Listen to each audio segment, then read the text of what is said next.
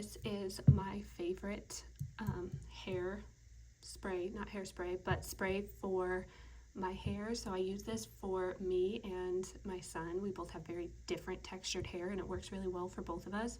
So right out of the shower, I put this stuff on and rub it from the top of my hair all the way to the bottom, and it just really helps. So I have really thick, not super coarse hair, but coarser, and then my son's hair gets very tangled easily because he has very fine, and his hair knots up pretty quickly too. So this stuff kind of helps, and then we leave it in overnight, and I don't know what the magic is, but this stuff is great and we're super happy with it.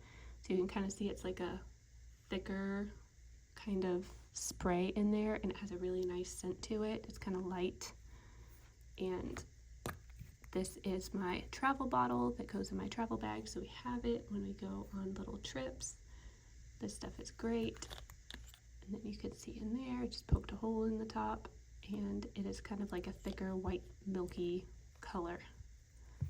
I love this stuff, and I love that there is a travel size bottle too.